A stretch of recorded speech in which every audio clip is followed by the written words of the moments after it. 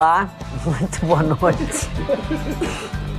Eu levei um susto agora antes de entrar no ar, fiquei engasgada, saiu, não sei, aquele... Olá, muito boa noite, estamos iniciando o Atualidades Pampa de hoje, concluindo mais uma semana nas nossas vidas. Aliás, terminando o mês de março, porque quando nós retornarmos lá na segunda-feira, é dia dos bobos, dia 1º de abril, e a gente tem que ter muito cuidado.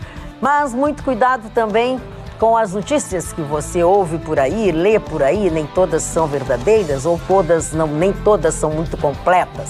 Então, já que nós estamos entrando no ar a partir de agora para todo o estado do Rio Grande do Sul, eu quero convidá-los a permanecer conosco, porque por aqui os assuntos serão os seguintes. Olha, a Magda engasgou no início do programa porque eu fiz a conta da nova previdência que está sendo proposta. E ela engasgou. STF diz que sacrifício de animais em ritual religioso é constitucional. No Brasil, hoje, 13 milhões de brasileiros estão sem emprego. E Jair Bolsonaro surpreende e veste o manto vermelho. Como eu previ semana passada, Alexandre Pato é apresentado ao São Paulo e inaugura um novo ciclo dos super salários popstar no Brasil. E o Lula já sabe quem vai suceder a Gleisi Hoffmann. Marco Barcelos. Sim, mas só conto daqui a pouco. Ah, bom, agora fiquei aqui com a batata quente. Fiquei com a batata quente. Agora pra gente ter de quem Fiquei falar com a mal. batata quente. Posso Não vou falar? aguentar. Pode começar o programa dizendo isso. Ele disse que é ela mesmo, que não tem outra. Ninguém A mais vai ser Marni, presidente. dá pra começar o programa de novo? Não, mas diz uma coisa, vamos lá. Vai ser presidente do quê? Do PT, do Partido dos Não, Trabalhadores. que nem todo Manchete mundo muquirana. sabe. Que manchete muquirana. Tem um recado aí pro senhor aí, um recado afetivo. A propósito de muquirana, ele tem um recado. Não, o Lula é o do seguinte, Mário. todo mundo, vamos trocar presidente, vamos tirar a Gleisi, ele só pergunta, botar quem no lugar dela? Ninguém tem? Não tem. Aí ele respondeu, foi a deputada federal mais votada do Partido dos Trabalhadores. Fez mais de 200 mil votos. Você tem alguém para substituir? Não tem, deixa ela lá. Tá, mas e aí, não tem mesmo, Mário? Não Não. tem mais nenhum outro nome, porque não é por voto, a mulher é um tojo. Mas Ela- é aquela frase popular, se não tem tu, vai tu Vai mesmo. tu mesmo, é verdade, é verdade. E aí, Mário, o que tu acha de tudo isso? Não, eu acho que ela é uma grande perda para o Partido dos Trabalhadores. Primeiro, ela não diz coisa com coisa, lé com cré, como se dizia. Não rima lé com cré. É uma pessoa totalmente fora da casinha, ela é profundamente agressiva, ela coloca todas as suas raivas, todos os seus medos para fora nos seus comentários. Já quis provocar uma revolução no Brasil. Quis provocar. As pessoas esquecem, eu não esqueço.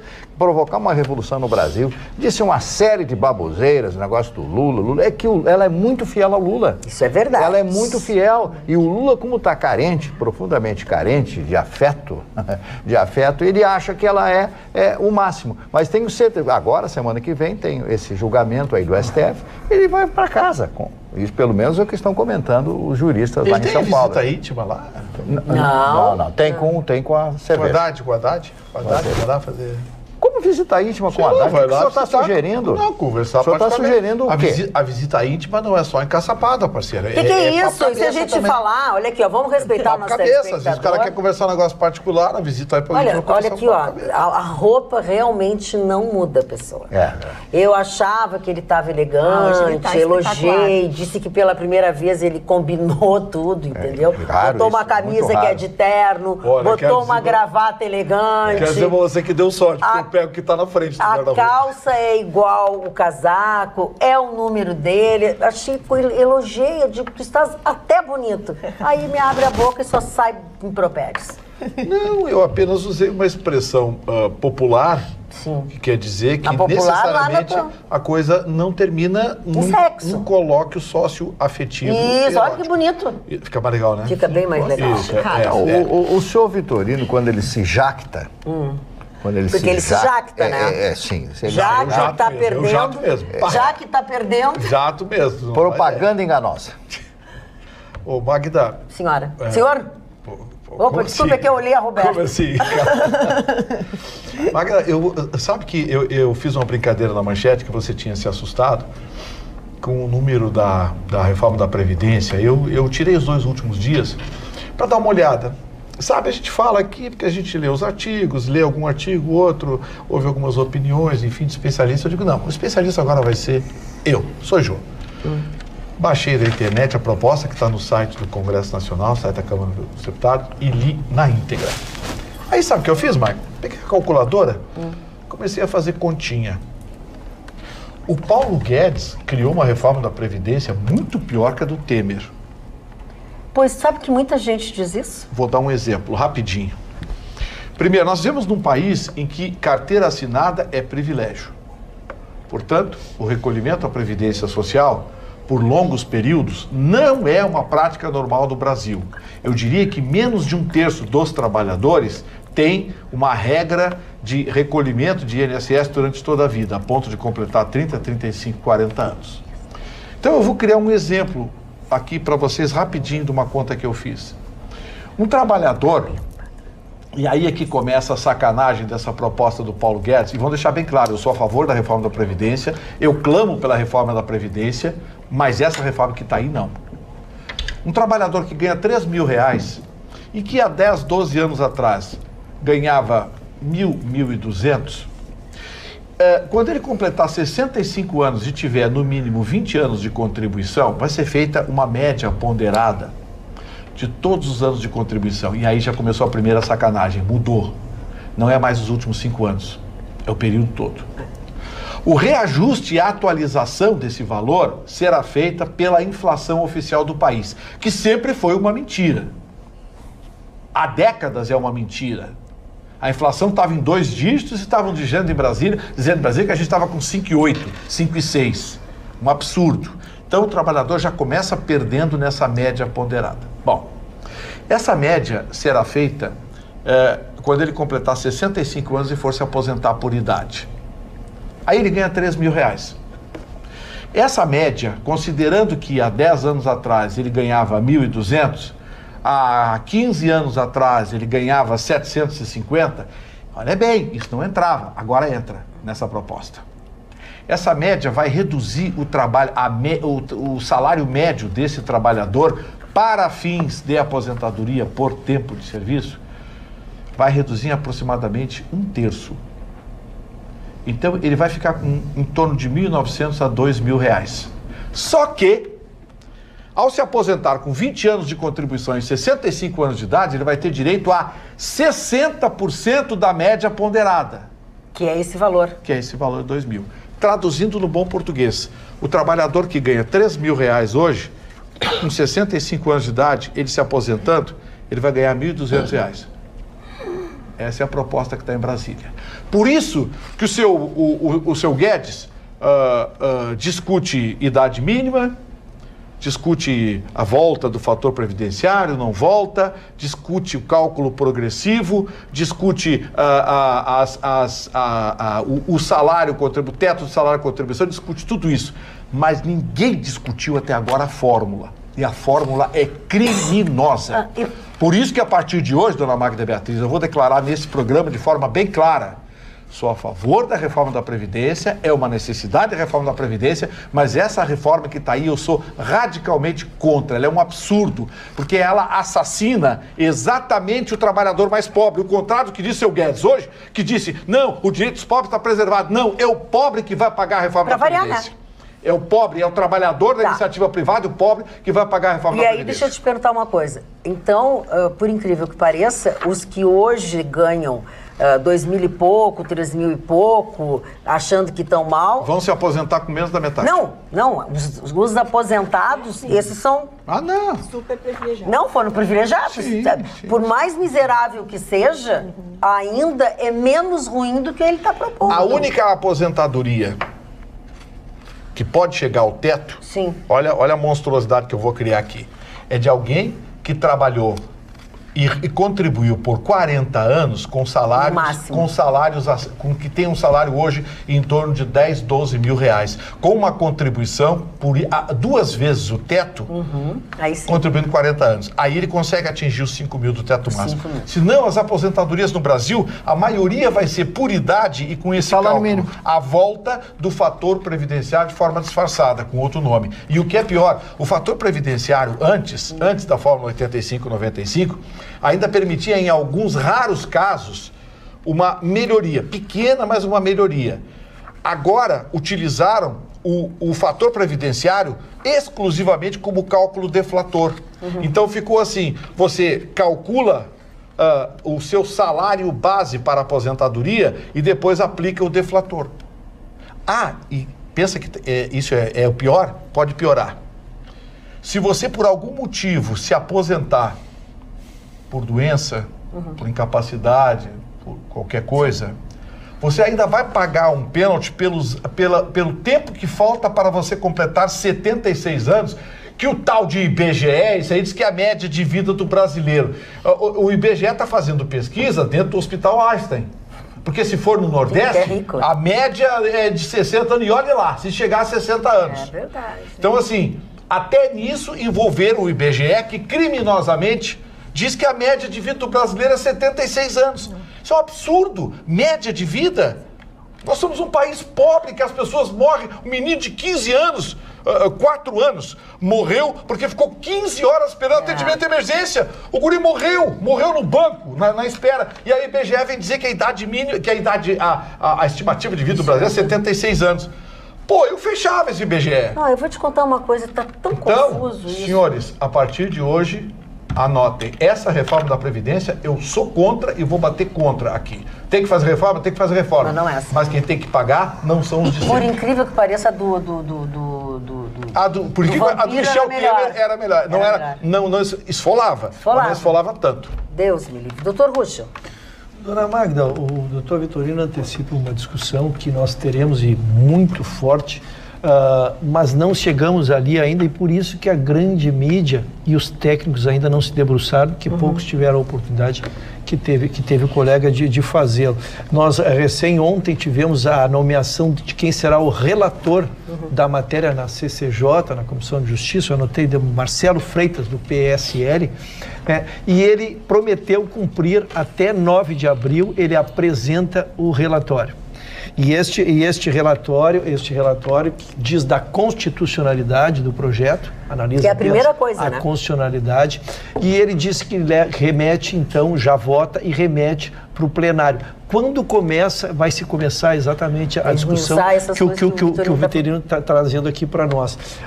Insisto, a grande mídia não teve contato com a situação, se focou muito na questão de aguardar a previdência dos militares, né, como se a previdência militar estivesse sendo o grande óbice, mas não se viu até agora uma linha sobre nenhum dos projetos. Então, como se espera que esse projeto saia da comissão que vê apenas a constitucionalidade e chega ali, sim, nós teremos a grande oportunidade, porque vai para uma comissão especial. Esta comissão especial, ao redor de ter 30 e 40 membros ali, eles começam a discutir, montam em forma de projeto e levarão para o grande plenário. Então, nós já teremos uma discussão pretérita muito grande, porque esta comissão especial, ela já é uma comissão de diversas frentes, que vai fazer uma análise mais técnica, e nós poderemos depurar os números que o Vitorino antecipa aqui. Então, o cronograma diz o novo presidente e o presidente Francisquini, que é o presidente da comissão, diz que vai obedecer todos os ritos. Dia 17 estará votada na CCJ para iniciar o grande debate que o Atualidades chega na frente e começa a discutir desde hoje. Queres falar sobre isso, Marne? O que me assustou, só assim, para pegar um gancho no que o Posso mudar minha aposentadoria? Uma das primeiras frases do relator que o Ruschel nomeou agora, é o delegado Francisquini, do PSL, ele disse o seguinte: é importante a população ficar tranquila porque o direito do pobre será preservado. Oi? Pô, o cara não leu. Deixa eu te dizer uma coisa a propósito do cara não leu. O Fernando, nosso telespectador, diz assim: Vitorino não pode decretar ser ruim a reforma. Chama um técnico. Ele omite a capitalização. pior vai ser não ter recurso para pagar. Tá, então eu vou dizer uma coisa para o senhor. O senhor sabe o que é capitalização? Sabe como é que funciona? Bom, se o senhor não sabe, eu sei. Porque eu estudei, eu estou há uma semana e há 2 dias eu estou lendo aquilo com a calculadora do lado. Então eu vou explicar para o senhor como é que funciona a capitalização. Ela foi implantada no Chile e não deu certo. Não deu certo. A Previdência do Chile foi implantada com um sistema de capitalização e eu lembrei de uma famosa frase do Stanislau Ponte Preta, o Sérgio Porto, Mário Barcelos, colunista lá do Rio de Janeiro, que disse o seguinte... Certinhas do Lalá. Certinhas do Lalá. Essa unificação dos institutos previdenciários vai ser muito legal no início, porque só vai entrar dinheiro. Eu quero ver quando o pessoal começar a bater com o umbigo no balcão e querer os seus direitos. Foi o que aconteceu com a Previdência brasileira. No Chile, a reforma do sistema, há 13 anos atrás, eu disse na Rádio Pampa, olha, esse negócio vai dar estouro, não deu certo, não deu certo lá, deu certo em lugar nenhum, aqui no Brasil também não vai dar. Aí vão dizer, mas a capitalização pode ser feita por empresas privadas. Eu posso enumerar para o senhor quantas empresas de pecúlio, de seguro, de previdência quebraram nos últimos tempos. É verdade. O senhor vai se assustar. O Eduardo, ao contrário, diz o seguinte, ao contrário não, concorda contigo. Magda, minha aposentadoria hoje é de R$ 1.250. Desde os meus 65 anos, já estou com 72. O Vitorino não está dizendo nenhuma novidade. Ainda bem que tem os meus imóveis, né, e não foi de herança. Tá bem ao encontro do que o sistema atual, ele já é danoso. O sistema atual é danoso. E esse a proposta do ainda. Temer era dura. Dura. Agora, essa do Guedes aí é criminosa. Essa não dá. E olha, ninguém apoiou. Eu abri meu voto aqui no Bolsonaro, todo mundo sabe. Sim. Todo mundo sabe o meu pensamento. Mas tem será que reformar o Bolsonaro está entendendo o que quer dizer essa reforma? Será que ele está entendendo? Explica, mas não justifica, porque ele é o comandante, ele tem que entender. Eu fiquei quieto para opinar de forma técnica. Eu digo, não, eu vou estudar o negócio. Eu olhei, li, reli, liguei para um contador amigo meu. Escuta, meu cálculo está certo. Aí mandei para ele as variáveis, ele disse, tá certo. Aí reli. Pô, quando você começa uma aposentadoria com 60% do seu salário médio, a média ponderada dos últimos anos, com atualização pelos índices do governo, amigo, você já começa morto. Mário Barcelos. Não, eu estou ouvindo o Vitorino e lembrei-me, hoje eu fiz um comentário bem substancioso na Rádio Pampa pela manhã, eu fiz um comentário a respeito do presidente Charles de Gaulle. O general de Gaulle, né? O general de Gaulle tinha 1,96 m de altura. Grande homem. 1,96 m, de extrema direita, né? E foi um dos melhores governos que a França teve.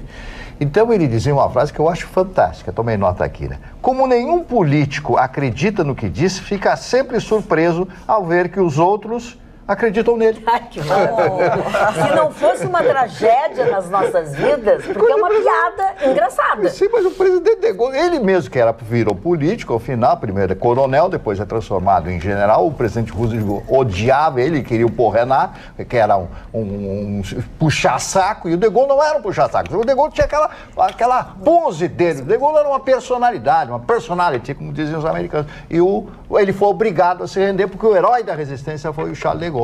E o de Gaulle disse isto, né? E as pessoas riram, porque ele era muito engraçado, aquele jeitão dele. De Gaulle foi uma grande personalidade. Eu li 2 livros, duas biografias do Charles de Gaulle. Tenho uma admiração profunda por esse grande comandante da França na Segunda Guerra Mundial.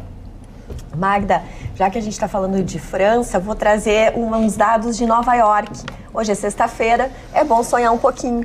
Pois Nova York, pelo 9º ano consecutivo, foi a cidade mais visitada dos Estados Unidos. E os números surpreendem, porque é tão interessante que um mês de visitações em Nova York equivale a todo um ano de turismo no nosso país. Para os senhores terem uma ideia, no ano passado foram 65 milhões de visitantes. E nós, brasileiros, ajudamos muito esses números, porque nós somos o quarto povo que mais visita Nova York ao ano. No ranking de visitantes internacionais, a gente só perde pelo Reino Unido, pela China e pelo Canadá. cerca de 920 mil brasileiros visitaram Nova York no ano passado. E esse turismo em Nova York, ele é super levado a sério, porque movimentou no ano passado nada mais, nada menos do que 62 bilhões de dólares. Ai, morram de inveja. Agora, é bem interessante um aspecto que cabe à nossa reflexão. Nova York, realmente, depois do 11 de setembro, teve um foco muito grande em ajustar a segurança pública e cuidar dos seus espaços públicos. Então, isso é algo que favorece, foi feita essa pesquisa, e todas as pessoas que falam que voltariam a Nova York dizem que voltam pela cidade incrível, mas sobretudo pela segurança pública. A capital do mundo, É a capital do mundo. É a melhor cidade mais gostosa do planeta, disparado. Eu tenho Pena que é cara, né? Eu tenho dois amigos que você conhece, o Jorge e o Fogael.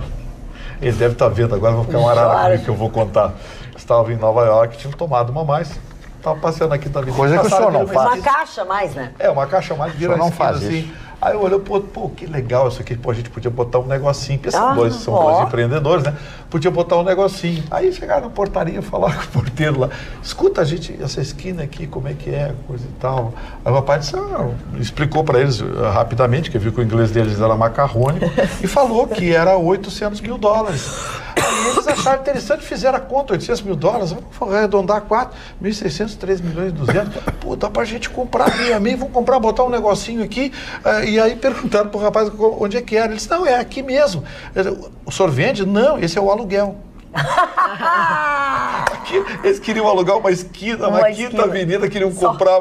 Queriam comprar, não, eu vou te contar. E Nova York tem todo esse apelo, né, Magda? Porque muitos também afirmam que é uma cidade que tu acaba visitando o mundo, porque cada bairro acaba tendo um tipo de cultura, uma maneira de se comportar. Você muda de país, mudando de quarteirão. De fato também, todas as etnias e também todos os povos se reúnem lá, mas todas as idades, porque lá tem programas para o pessoal que quer visitar Broadway, teatro, ainda aquela coisa glamurosa de casacos de pele, que a gente não usa mais nos nossos teatros, mas até as baladinhas mais mas eu vou dizer uma coisa, lá em Nova York, a última vez que eu fui, que eu levei meu casaco de pele, obviamente, que eu tinha que levar, eu quase fui apedrejada na rua. Por quê? Claro, porque não pode. Mas nem se foi fake Posso fur. ensinar um programa de pobre em Nova York? Tá, mas deixa ela concluir, depois tu me ensina um programa de pobre.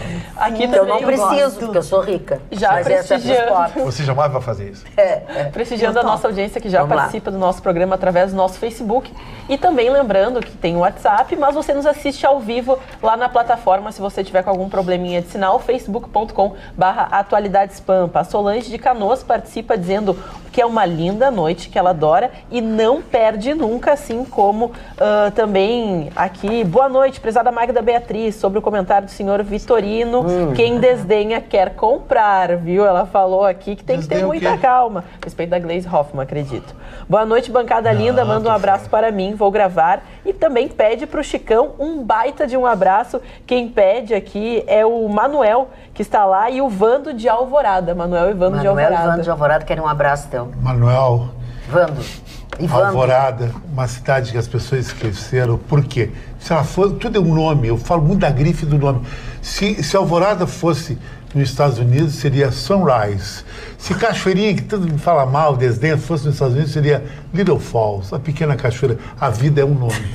Aí o abraço pro Vando, o abraço pro Vando. Abraço pro Vando. Abraço, querido. Chicão Tofani, Vitorino é um nome glamuroso? O que tu tomou antes de vir trabalhar aqui? Que tu tá genialidade, que eu tenho sempre genialidade quando venho me encontrar com você, que é um espelho. E a minha presença aqui. E hoje é o dia do nosso querido Caleb, que está indo para Portugal, foi contratado para uma rádio na cidade do Porto. Vai morar na Europa, Caleb's Day hoje, um abraço para ele. Caleb's Day, amor. Colega e também nosso, hoje é Gustavo Carus Day, porque hoje é o aniversário dele. Fez aniversário, Carus! O Gustavo está de aniversário, Carus! Parabéns pra você! Muitos Me cruzei com a Ana Guiar, a mãe dela, e convidei a mãe e ela a jantar um dia comigo, por conta do amigo aqui, que nem é o contato de Vitorino, lá no 360. E a mãe dela aceitou na hora. Cavalheiro, você... Não, ela quer ir no evento do livro do Chicão. A dona Ieda, o Vitorino é maravilhosa. não paga. É o contato do Vitorino aqui, o Vitorino não paga. Cavalheiro, perguntaram aqui como é que seria Gravataí nos Estados Unidos. Gravatol. Não tem. Não, seria Necktie there. Gravata aí. Essa tá legal. Ai, que maravilha. É nome, dona Maria. Olha aqui, eu vou acabar Mas se o nome fosse Rosinha, tu não teria sucesso. Com esse nome Rosinha Beatriz. Mas eu gosto. Eles iam achar de última. Agora, O Rio Magda, de Janeiro imponente. colocou uma governadora com esse nome. Não, Todo mundo quer A única Magda, que não foi pegar presa. Magda. A única que está viva e não foi presa. deixa eu te dizer uma coisa. As pessoas muitas acham que o Beatriz tem a ver com o meu sobrenome. As pessoas acham que a minha mãe se chama Maria Ninguém Beatriz. conhece o sobrenome, Ninguém conhece exatamente, meu sobrenome. Meu sobrenome é um nome composto, né? Os dois, e não pode separar um do outro. E eu tentei usar uma época na TV, porque Magda Beatriz... Como é que fica com o sobrenome? Ficou horrível.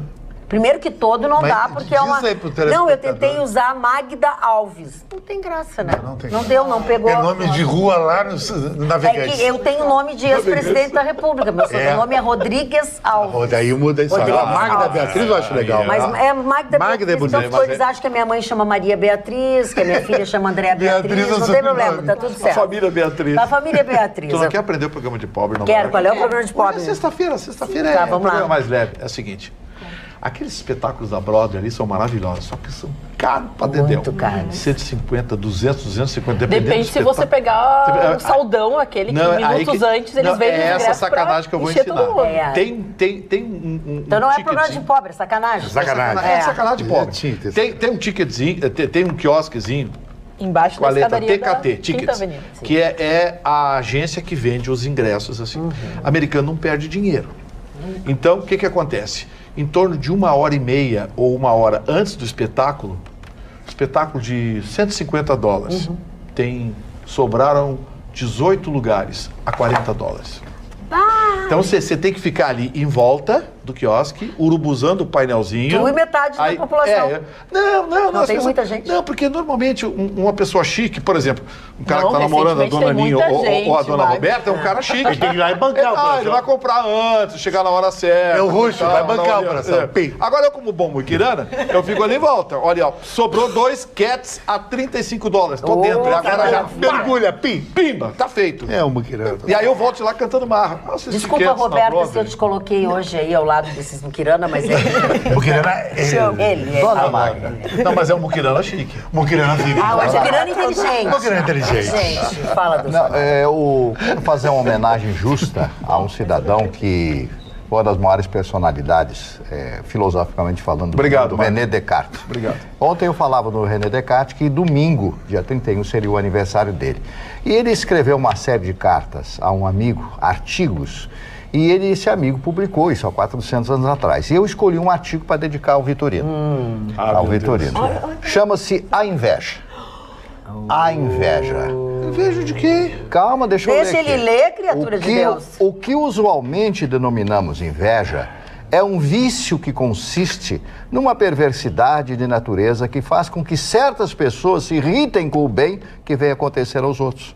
Sirvo-me aqui, porém, desta palavra para significar uma paixão que nem sempre é defeituosa.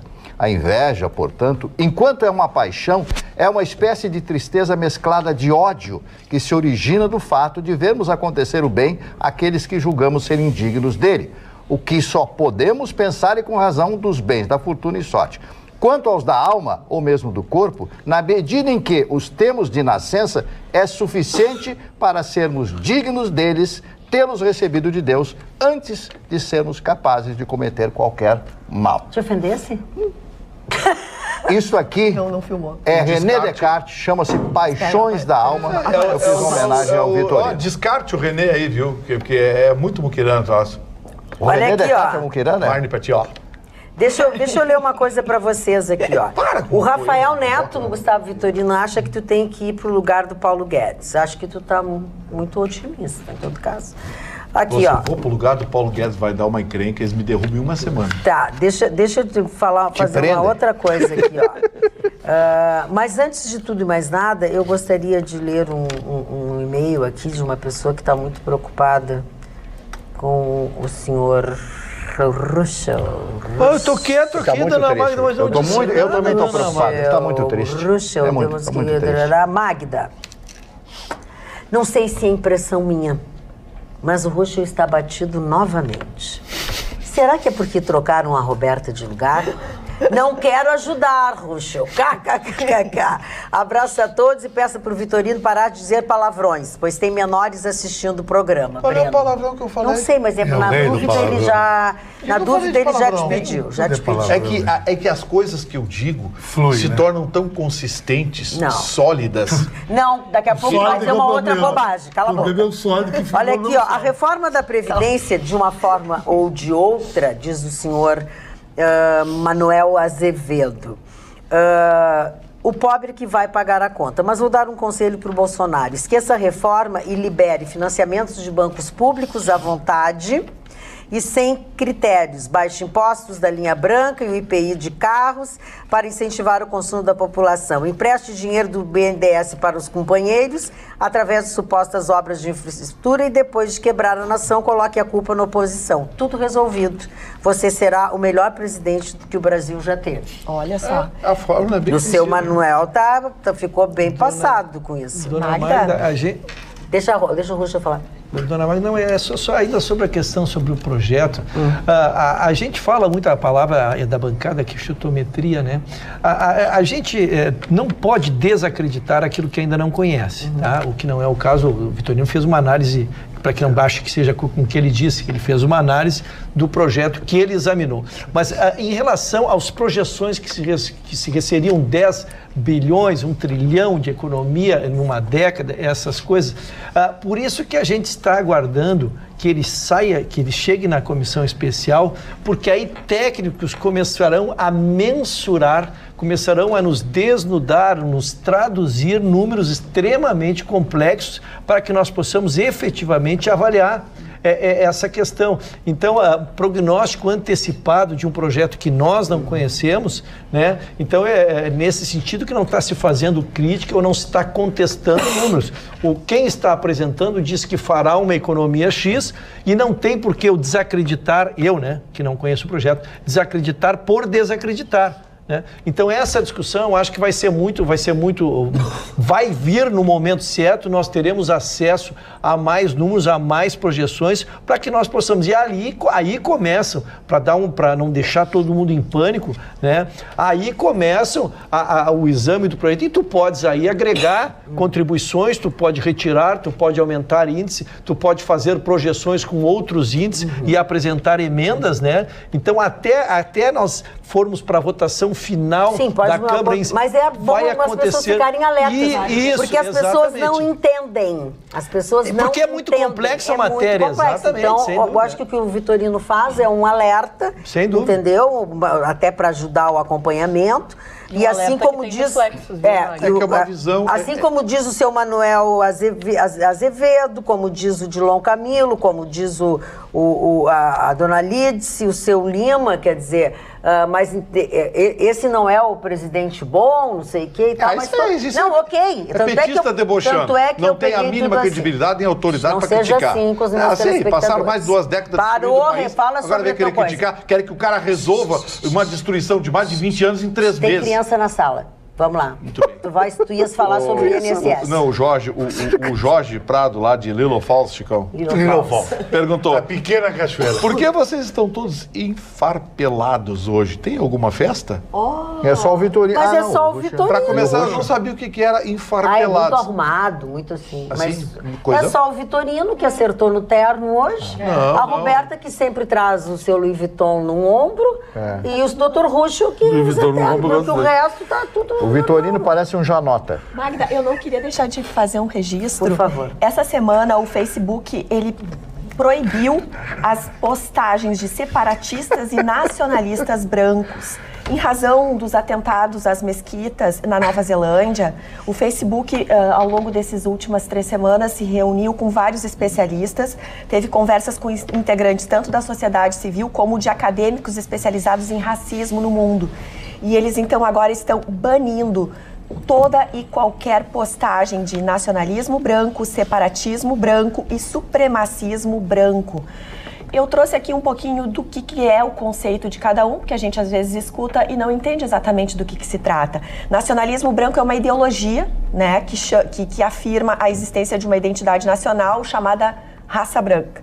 O separatismo branco é um movimento social que defende a separação entre brancos e pessoas com outras cores de pele. Eles definem raça como tendo uma cor diferente. E o supremacismo branco é uma terceira linha super racista e que é o que defendia esse assassino da Nova Zelândia. Então, isso é bem positivo que o Facebook esteja fazendo, né? Nova Zelândia está tendo uma atitude muito louvável da sua primeira-ministra.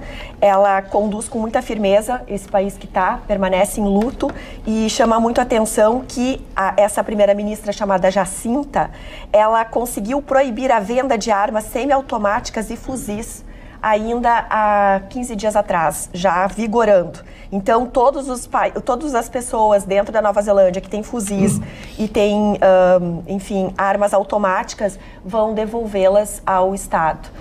Muito bem. Interessante. Eu acho que... Foi a primeira coisa que ela fez quando deu esse problema. Eu sou favorável a que as pessoas tenham o direito de se defender com arma. Aliás, aconteceu um caso curioso, não sei se alguém vai noticiar aqui, do cidadão de uma cidade do interior aí, 6 bandidos desceram para assaltar um banco. Ele estava na janela, foi lá dentro, pegou o revólver, começou a tirar nos vagabundos. Os caras pensaram que era a polícia e correram. Mas não faça isso. Não faça isso. Não faça isso, porque você pode ser assassinado. Enfim, mas assim, eu não vejo justificativa para a pessoa ter em grandes centros urbanos armas automáticas, metralhadoras subautomáticas, rifles subautomáticos. Não tem razão de ser.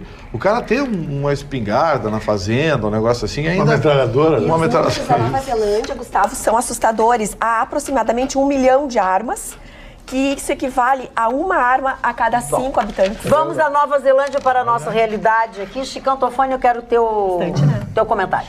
A minha manchete, dona Magda, foi o seguinte... Hoje começou um novo marco no futebol brasileiro. O futebol que eu tenho muito falado, inclusive também falei semana passada aqui, o futebol popstar, que é uma coisa diferente, né? A mídia ela é muito dividida em Rio e São Paulo. Tem uma que entende isso, tem outra que não entende, porque a que não entende está alavancada nos conceitos antiquados, que o futebol é só o cara que joga bem. Não, jogar bem faz parte do futebol. Os jogadores de futebol são os gladiadores do futuro. James Cameron falou nisso já. Por quê? Porque antigamente, na antiga Roma, a arena eram os grandes atletas. Ali estavam os caras, lutavam e papapá, eram os ídolos. Agora é o futebol que entra nas nossas casas, por televisões do mundo inteiro, todos os domingos. Então o jogador não adianta só jogar bonito, ele tem que ser fashion, tem que ser mercadoria e um marketing pessoal. E o Pato inaugurou isso no Brasil. O salário do Pato é o maior salário de um jogador brasileiro na história. 1.700.000 por mês no primeiro ano, depois ele chega a 2 milhões por mês, corrigido em euros. Ele baliza em 450 mil euros, livre de imposto, de qualquer outro tipo de coisa, de imagem, de tudo. E um detalhe, fez um contrato de 4 anos com o São Paulo e se tornou o atleta mais caro do país. E o São Paulo acho que fez um grande negócio. Por quê? Porque a imagem dele vai atrair mais gente para o estádio. É aquilo que no Grêmio Internacional não consegue fazer. Nós temos um peruano chegando aqui, que é uma estrela mundial, o Guerreiro, daqui a 30 dias, não tem nenhuma ação de marketing do Internacional. Lá já tem camiseta, tem bonequinho do Pato, tem Pato na noite. É outra cabeça. Lá é o Brasil que deu um upgrade em linkagem com a Europa. Por isso que Palmeiras, Flamengo, Corinthians, São Paulo, esses times estão de saúde financeira legal e construindo grandes esquadrões, porque eles veem o futebol, dona Magda, como um marketing, não apenas um jogo. O Grêmio teve uma grande oportunidade aqui com o craque Luan em fazer um tambor, entre aspas, semelhante ao Pato. Não fez. O Grêmio teve 3 jogadores campeões olímpicos. Não houve nenhum helicóptero dourado descendo no Estádio Olímpico, uma camiseta dourada. Eles não sabem fazer aqui, porque aqui ainda é o chavão antiquado do futebol.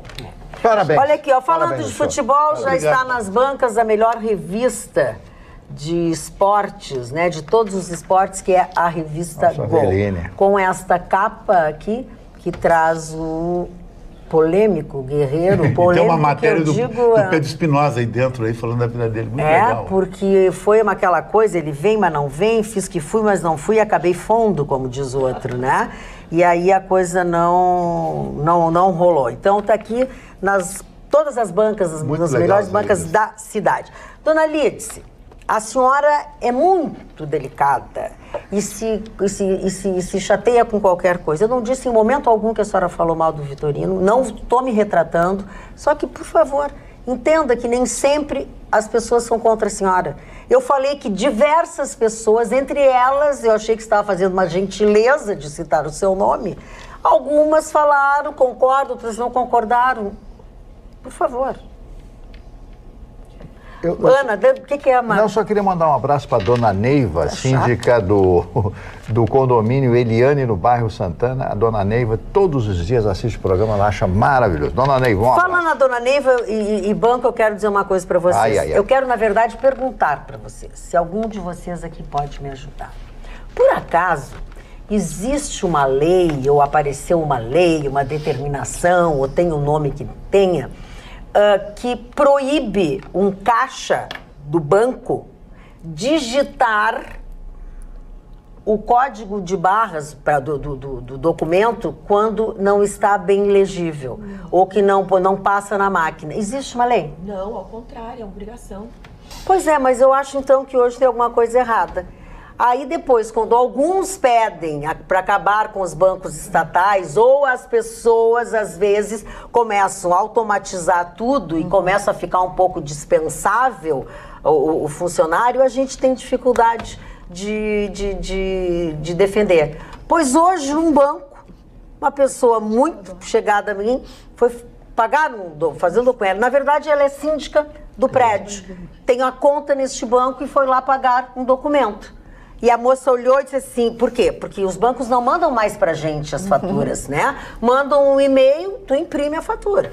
Aí a moça disse assim, se não passar esse código, não vai dar para pagar. Como assim? Não, se não passar, não vai... Não passou, a senhora vai ter que pagar outro... Não vai poder pagar. Ela disse, porque eu não posso digitar. Oi, tu não pode digitar? Não, eu não posso digitar.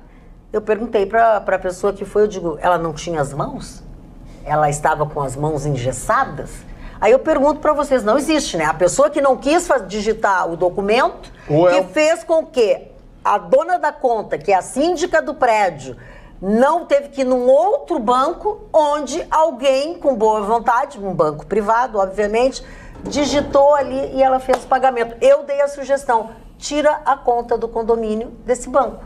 É a única coisa que a gente pode fazer. Pode ser norma do banco também, né? Mas por quê? Ou norma da Caixa, Que eu acho que tá mais... Não existe um banco que tem norma. O banco não vai perder cliente. Magda. Só deixa eu aproveitar a propósito, deixa eu dar um beijo para dona Carmen Breitenbach, que é de Veranópolis, está em Porto Alegre, veio dar uma babadinha no Marcelinho e está nos assistindo o nosso programa, porque lá em Veranópolis ela também sempre assiste o nosso programa. Deixa eu só dar a palavra para o Russo, que ele tinha pedido antes. Envaidecido pela sua lembrança, pois não. Dona Antes da minha manifestação, eu quero mandar um abraço para a dona Tânia Vaz, que é a nossa querida telespectadora e gerou o Marcelo Vaz e o Duca Vaz, dois craques da bola, mas craques, são craques. Dona Tânia, a senhora sabe muito. A minha manchete, dona Magda, foi uma matéria extremamente polêmica e oriunda do Tribunal de Justiça aqui do Rio Grande do Sul. Nós chegamos a discutir essa matéria aqui quando o TJ se manifestou, que é a possibilidade de sacrifício de animais em rituais religiosos. O nosso Tribunal de Justiça do Rio Grande do Sul disse que era possível, desde que não houvesse excesso, e o Ministério Público aqui do Rio Grande do Sul se resignou e a matéria foi parar no STF. E a questão lá foi examinada dentro do ponto de vista constitucional e de forma unânime, com relatoria do ministro Marco Aurélio, foi permitido o uso de animais. Eu pensei algumas manifestações dos ministros aqui. O ministro Barroso diz que exerce a liberdade religiosa. O ministro Lewandowski diz que faz parte da liturgia. E o ministro relator, aliás, o Alexandre de Moraes, ele foi numa análise mais complexa da matéria, dizendo que as religiões afro fazem uso disso e que então teria sido incorporado por aqui e que a liberdade religiosa ela é total e constitucional no país e por isso o julgamento foi nessa linha. Na verdade, o que choca é que hoje os animais, e vários animais, já são considerados pessoas, né? Sim. Cada vez se aproxima mais o ser humano, cada vez o ser humano, e perdão pela redundância, se humaniza. Né? Eu ia dizer perdão pela redundância, mas cada vez nos humanizamos mais. Então veja o STF, embora respeito que sejam religiões afro, mas veja um choque com o que nós vivemos no dia a dia aqui. Porque a palavra é totalmente subjetiva de não haver excessos. O que é excesso? Né? Seria ficar torturando um animal? Isso pode ser excesso, mas matá-lo rapidamente seria um prêmio? Então, essa discussão nós tivemos na oportunidade, só que agora ela deixa de ser uma discussão porque ela produz efeito em todo o país e os juízes e tribunais não podem mais decidir contrariamente ao que foi decidido. A repercussão é geral, então a matéria hoje serve só para discussão acadêmica porque está definida juridicamente. E acho que essa decisão mostrou a forma populista, medíocre e lacradora como o STF trata os hábitos e os costumes nesse Brasil. Vive numa ilha. É verdade. Eu acho um desrespeito, acho uma covardia. O STF se acovardou. Porque essa história de pode sacrificar um animal desde que não tenha sofrimento. O que isso quer dizer? Traduz isso. Quem é que vai fiscalizar isso? Quer dizer, é prova que não sabem nada do que está acontecendo. A liberdade religiosa não pode, de forma alguma, ultrapassar limites da civilidade. Ou vocês não sabiam que tem religiões que têm sacrifício humano? Então pode matar no Brasil, senhores do STF? Seus gloriosos ministros querem, eu lhes dou algumas religiões que têm sacrifício humano e que têm adeptos no Brasil. São Paulo tem seitas que têm sacrifício humano. Mas só para especificar que relacionado às religiões de matriz africana, não há o sacrifício humano, até uma tentativa de evitar que esse preconceito seja relacionado às religiões, e eu falo que é complicado analisar a matéria sim, é complexo sim, mas no momento eu confesso que não sei se é alguém vegetariano ou vegano, porque todos nós vivemos da carne, nós gostamos de comer a carne, querendo ou não, somos um estado que vive da agropecuária, e a gente fala, se justifica num ritual religioso, não pode matar, mas para consumir, para viver, se pode, sendo que não é necessário que a gente coma carne, a gente pode ser vegetarianos, veganos, aí são uma prova viva disso. Dona Ana, eu entendo a sua posição, deixa eu só fazer uma pergunta, a senhora já viu um sacrifício de animal, um ritual de uma religião afro? Já. Já? Já.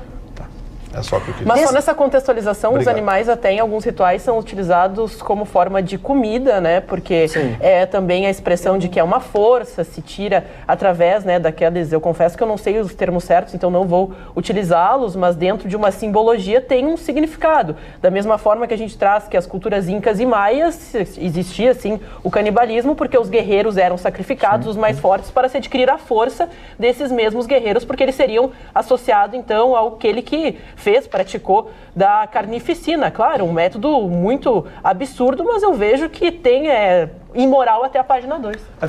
Eu acho que essa história de atribuir exclusivamente às religiões afros, o erro já começa por aí.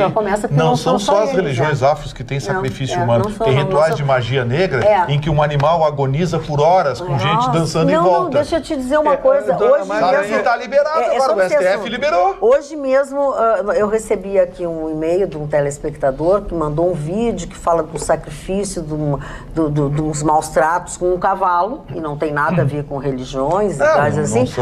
E que eu não posso abrir aqui, eu não tenho condição de abrir o e-mail e ver o que é, saber o que o senhor quer, mas os maus tratos aos animais são bem generalizados. Dona Magda, né? Como eu trouxe a matéria, talvez eu a tenha trazido incompleta e pretendo completar agora com algumas outras informações. Primeiro, foi-se discutida essa matéria que trouxemos aqui agora, de ser com sacrifício ou não ser com sacrifício, e de ser para consumo ou não ser para consumo. Só que eu acho que o enfoque não é esse. A questão de ser vegano ou não. Nós temos milhões, e vou repetir de novo, milhões de pessoas que passam fome no mundo.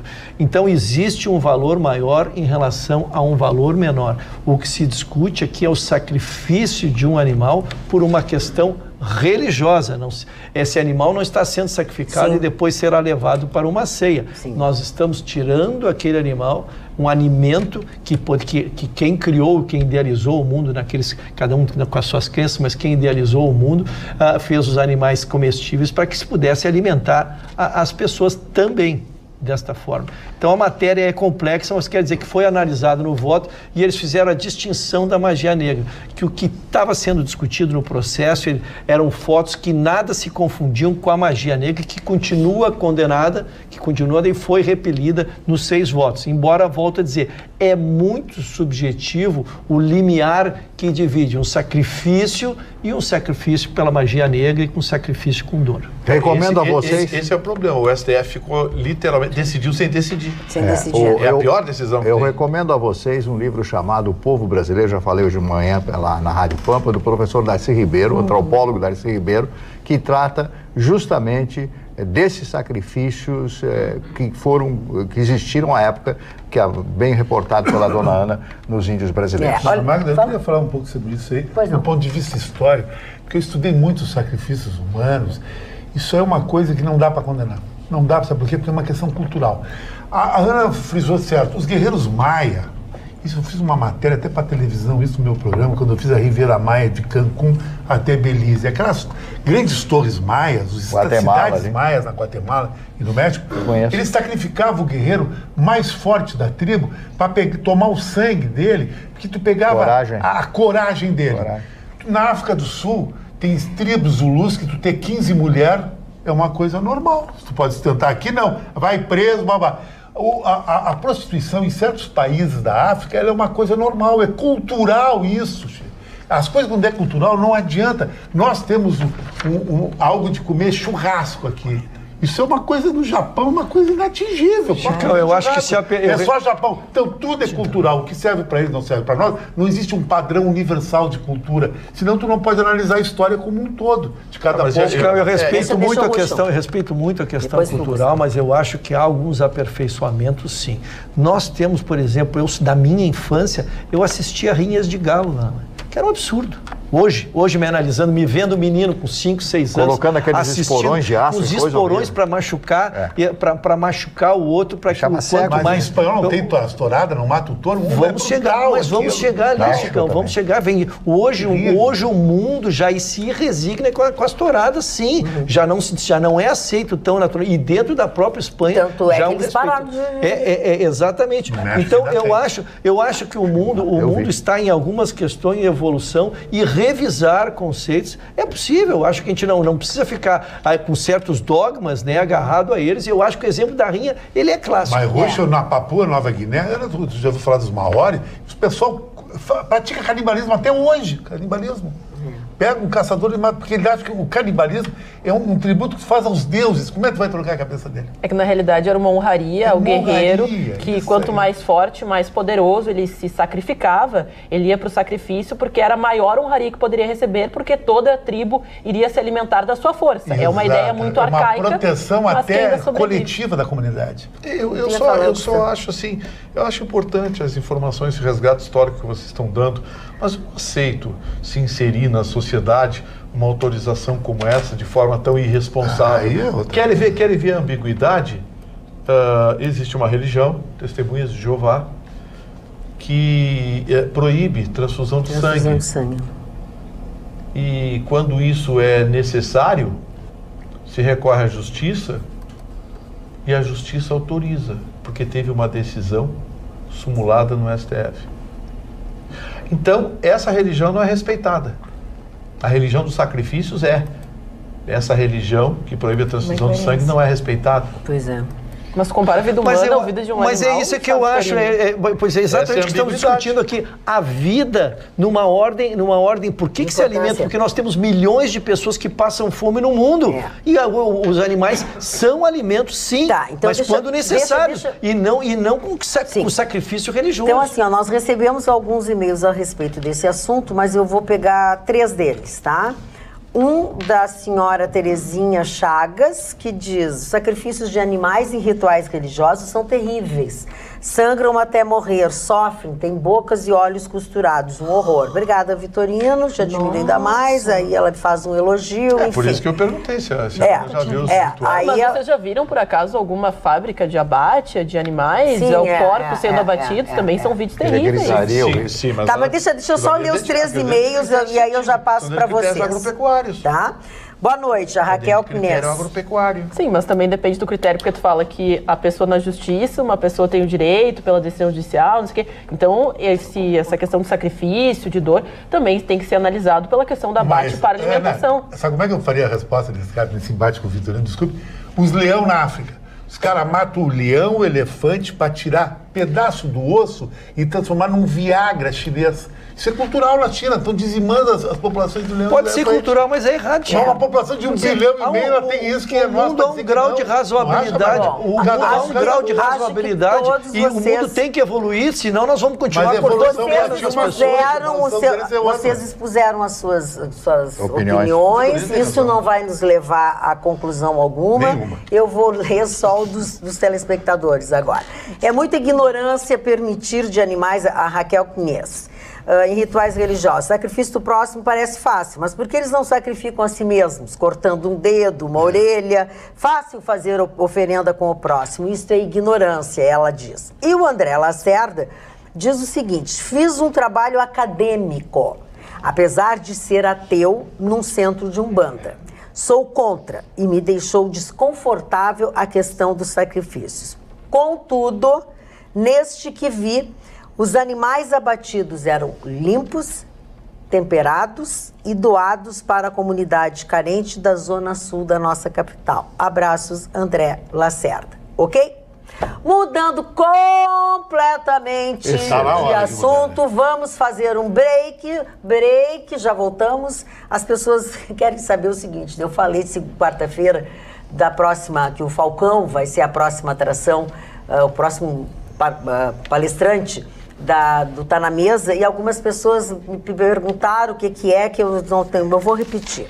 Tá na Mesa dessa próxima quarta-feira, a partir do meio-dia, na Federação, terá como palestrante Paulo Roberto Falcão, com o tema A Vitória na Derrota.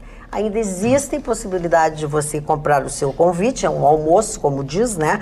www.federasul.com.br/Tá na Mesa. Ali você adquire, compra, já reserva. Então, realmente, é Paulo Roberto Falcão que será o palestrante na próxima quarta-feira no Tá na Mesa. Vou dar um abraço para o aniversariante, dona Raquel da Rosa Ribeiro, está completando hoje mais um ano de vida, nossa telespectadora, nossa parceira da Atualidades. Dona Raquel, muitas felicidades, obrigado pela sua audiência. Comemore. Muito bem, Ana. E hoje o presidente Jair Bolsonaro recebeu ninguém menos que Marcelo Medeiros lá em Brasília, com toda a pompa e circunstância, e ganhou do presidente do Internacional uma camisa. E a discussão nessa visita seria a camisa vermelha ou a branca. A resposta está aí na imagem que a nossa produção separou. O Bolsonaro recebeu uma camisa personalizada e o Marcelo Medeiros, essa reunião até foi organizada pelo Onyx Lorenzoni, que também está na foto, ele já foi conselheiro do Internacional, né? Articulou todas as possibilidades para que o Medeiros encontrasse, aconteceu. Eles conversaram bastante porque o Medeiros estava em Brasília para falar a respeito do Profut e também dos incentivos ao esporte. Ele até se manifestou através das redes sociais, fazendo alusão à música do Faroeste Caboclo, né? Que fala a respeito, estou voltando de Brasília, falei com o presidente, quero que pare toda essa gente de sofrer. Então, muito legal a manifestação, mas acabou dividindo as opiniões dos colorados, porque dentro dessa representatividade, toma lá da cá, alguns ficaram felizes, disseram que se sentiram representados, mas outros já disseram que não gostaram nada da homenagem. Mas é bem de praxe que os presidentes, quando visitam a suma representação brasileira, que eles tenham de fato, levem presentes, mimos, e a camisa é conhecida como o principal mimo dos clubes, e o Bolsonaro já vestiu a do Palmeiras, do Ferroviário, a do Internacional é mais uma na lista, e também lembrando que a Dilma e o Lula já ganharam também camisas referentes do Internacional, mas ninguém vestiu. O Bolsonaro foi o primeiro a vestir. Oh, Magda, pois é sexta-feira, mas infelizmente não tem uma notícia muito agradável para dar para nós brasileiros. Saiu a última revisão e o mercado de trabalho encolheu ainda mais para os brasileiros nesses últimos 3 meses. Houve uma retração, cresceu o número de desempregados em 12,4%, isso equivale a 892 mil pessoas a mais desempregadas. Agora são 13 milhões de desempregados no nosso país. A população ocupada hoje está em 9 milhões de pessoas. 4,9 milhões são os desalentados, que são aquelas pessoas que desistiram totalmente de buscar emprego. Empregados com carteira assinada atualmente somam 33 milhões e 11 milhões trabalham informalmente. Trabalho por conta própria, 23 milhões e 800 mil pessoas. Se identificou também que o desemprego é 5 vezes maior no contingente de pessoas que não têm o ensino médio completo, mostrando a importância de ter um currículo um pouquinho melhor. Mas é avassalador esses números, porque nós encontramos pessoas que trabalharam 20 anos em empresas e que hoje são vendedores de doces ambulantes na rua, chorando muitas vezes quando são questionados como é que eles estão sobrevivendo. Há famílias onde todos na família estão desempregados. 5, 6 pessoas desempregadas, sobrevivendo à base de emprego informal. E por que isso é tão dramático? Porque em estados onde a economia é um pouquinho mais pujante, como São Paulo, como Paraná, como aqui no Rio Grande do Sul também, é ainda possível fazer bico. O problema é estados como Sergipe, como Alagoas, onde a economia é super restrita, é uma economia mais fraca, e aí o desemprego é ainda mais assustador. Tomara que os nossos políticos tenham consciência da importância de se darem as mãos e resolverem, porque o país pede e clama urgência para ajudar esse povo que está tão sofrido e que no momento que não tem emprego, não tem dignidade. Não tem dignidade. Então, realmente é uma pena estar dizendo isso numa sexta-feira. Tentei brincar antes com outros assuntos, mas essa é a nossa realidade. E tomara que todos nós possamos, nos nossos meios, nos ajudar, porque é muito triste essa situação. Me abala profundamente, assim. Mas, Magda, ainda sobre o assunto que a Roberta trazia, que é muito importante, porque linkando com a questão da reforma da Previdência, tudo isso pensando no futuro, muitos jovens estão abrindo mão de um emprego formal dentro de uma empresa, com plano de carreira, para fazer os famosos freelancer, não é mais bico. Famosos, perdão. Os famosos bicos agora se tornaram, tem um jeito chique, a pessoa é freelancer. Então ela aceita um trabalho aqui, outro trabalho ali, às vezes ganhando de uma forma até irregular. Algumas empresas estão sendo até investigadas por contratar esses serviços, principalmente na área da comunicação, onde acaba sendo na conversa, vamos ver, depois a gente fala. Então é sim um hábito que os jovens estão desenvolvendo, prejudicando o futuro, porque tu acaba chegando numa idade onde tu já não tem mais mercado de trabalho, não teve um plano de carreira, não conseguiu se segurar em algum local para manter esse emprego, se vê literalmente com uma mão na frente e outra atrás, quando tiver lá os seus 70 anos, 60 anos. Totalmente uma mão na frente. O que seria uma mão na frente? É um cara engatado total. O cara sai de casa, ele não sabe onde ele vai comer, qual é a menina que ele vai sair. É igual fez aquele moço peludo que trabalha na televisão, quando ele fez uma novela onde ele saía de casa nu, como veio ao mundo, que não queria levar nada do pai dele. Não, e tinha uma novela chamada, né, Pelado, com a mão no bolso, uma coisa assim. Não, né? É uma música. Agora, dona Magda, quantas vezes eu já passei por essa situação? Essa de pelado, Zé Mano? Com uma mão na frente e atrás, diretor. Ficou com as duas atrás? Isso é meu estado normal. Inatura, né, mano? Isso. Eu quero dizer pra vocês, quantas vezes... Deixa o Marne falar. Quem? Quem contigo pra Gramado no fim de semana lá, Sérgio? Tô voltando a pergunta. Quer com o Vitorino? Não, olha aqui, ó. Seguinte, uma coisa, vamos respeitar os colegas. Primeira coisa, vamos respeitar os colegas. Eu só quero dizer o seguinte, quantas vezes, enquanto diretor, você recebe um cidadão que está querendo um emprego, você sabe que ele é um excelente profissional, maravilhoso profissional, que você não tem dinheiro para contratar. E você precisa de um profissional daquele nível, mas como é que eu vou pagar? Então, onde é que eu vou tirar dinheiro? Como vai aumentar o meu faturamento, etc. Sabe? Então, isso é uma situação de penúria. Aí você tem, olha, eu posso te oferecer X, mas você tem até vergonha de oferecer aquilo, porque é tão pouco perante a qualidade, a qualificação profissional daquele indivíduo. Eu falo em todas as áreas que você não contrata, dizendo que não tem vaga, etc, etc. Essa é a situação do país. A Roberta falou com absoluta precisão. E até dentro desse entendimento, alguns jovens deixam de fazer especialização, que antes era modinha. Porque eu vou fazer pós-doutorado, vou ir para fora, para a Europa, para conseguir me especializar, só que tu acaba se tornando um profissional muito caro e que não tem mercado. Então, às vezes, esse é um problema. Muitos estão optando por uma segunda faculdade, uma segunda especialização, até uma especialização técnica, para não se tornar um profissional que é capacitado, mas não tem mercado. É verdade, é verdade. Doutor Ruschel. Dona Magda, eu quero primeiro trazer o convivas à Sociedade Gondoleiros, que completa 104 anos da sua bacana, existência. 104. E eu, entre algumas peraltices que fiz da minha infância, e eu que sou a velha. Algumas delas as cometi dentro dos gondoleiros. Dentro? Então tem aquelas paredes falam. Aquelas falassem, contariam histórias escabrosas. Felizmente não falo.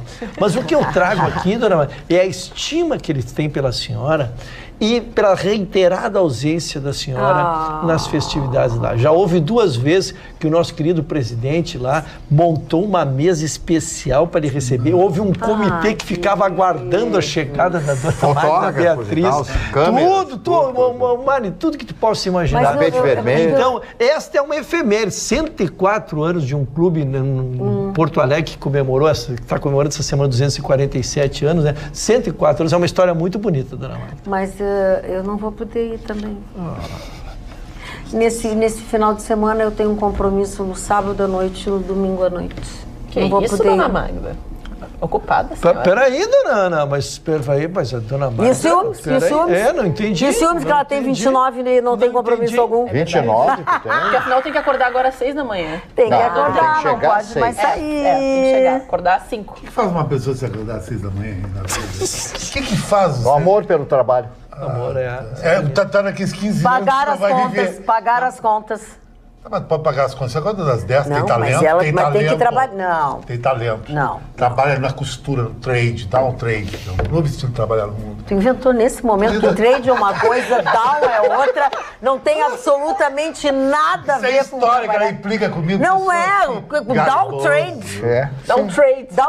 Down trade. Eu confesso que eu acordo todo dia 15 para 6. E vira pro lado e continua dormindo. 15 anos que não vai viver, ficou ali. Não, eu tô vivendo bem. Eu gosto de acordar cedo. Eu também acordo às 6 horas da manhã. As caturritinhas, como é que estão? Ligo o computador, coisa e tal. Não, as caturritas agora estão paradas, porque tem um ciclo biológico, né? Elas estão na época que elas estão partindo pra dentro, é uma gritaria, velho, que faz uma bagulho. Agora elas estão quietinhas.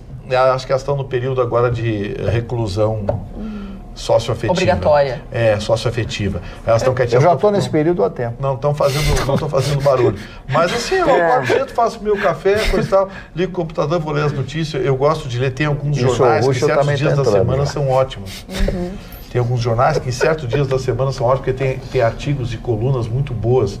Por exemplo, o New York Times, às quintas-feiras, é imperdível. Tem colunas maravilhosas. É muito fashion. É muito chique. Por isso que tu depois diz que ele é o cara, que ele é não sei quem. Eu me apaixonaria por ele, cara. Leu o New York Times, Daily Mirror. Eu não sei, a pessoa que acorda às 6 da manhã lê jornal. Mas é o cara. Não quer dizer que ele já tá mais velhusco, então. Chicão, ele tá mais velhusco. A dona Magda disse, ela gosta muito mais de ti que de mim. Isso é verdade. Isso eu já notei. Mas ela nunca deu um forno micro-ondas para ele. Ela deu porque ela deu uma ajuda à pessoa, um carente, não tem forno de micro-ondas em casa. Separou da mulher, a mulher levou um forno de micro-ondas, levou o refrigerador, levou tudo e levou a casa. Não, olha aqui, você não nota levou o coração. Presta atenção. Eu nunca fiquei nesse merdão. O Broken Heart, tu nunca teve micro, ela não levou, a televisão ela não levou porque a outra quebrou. Então não é bem assim, não tinha nada na casa. Chicão, confessa que tu tava no merdão e pediu ajuda pra casa. Olha, o telespectador... A baixaria voltou pro programa. Que o telespectador não gosta. Paulo Sérgio tá dando uma pedrada na Tem criança na sala. Não, essa hora não tem. Vai pra cama. Tem lá o seu Arthur. Não, vai pra cama, guri. 1h30 da manhã, vai pra cama, dormir. Depois a pessoa fica chateado. Por que vai dizer essas coisas aí, Dona? É porque de onde ele veio. Tem que ser jogador. De onde ele veio? Não, vocês não estavam falando das procedências das pessoas. A procedência dele não é nobre. Dos cultos, das coisas. Nasceu num de onde ele veio assim. esqueceram de matar no culto. Mataram a galinha, não mataram ele. Mataram a galinha, não mataram ele. Não, disseram assim, mata o bicho mais bonito, deixa o feio vivo. Vamos lá, fala. Dona Magda, antes dos aniversariantes, eu não sei se o Mário Mani ia falar, mas então entrei antes. Nós temos uma rodada importantíssima do Campeonato Gaúcho. Chegamos à semifinal. Do lado do Grêmio é Grêmio e São Luís, e do lado do Internacional é Caxias e Esporte Clube Internacional. Os dois saem jogando fora por ter uma semifinal, campanha... então. Semifinal. E depois... Depois, os vencedores. Ambos, a dupla Grenal, saem jogando fora porque fizeram melhor campanha. Evidentemente que em São Luís e Caxias, o Caxias já tem uma história, já foi campeão gaúcho, né? Tem uma tradição, já chegou algumas vezes, não com o Tite. Foi com o Tite? Com o Tite no ano 2000. Tem mais tradição, já chegou várias vezes até a própria final e semifinal, chegou várias vezes. E o São Luís debuta com muita galhardia, né? Um time de Juí que se organizou, é um time bem ajustado, então a dupla Grenal deve ter dificuldades.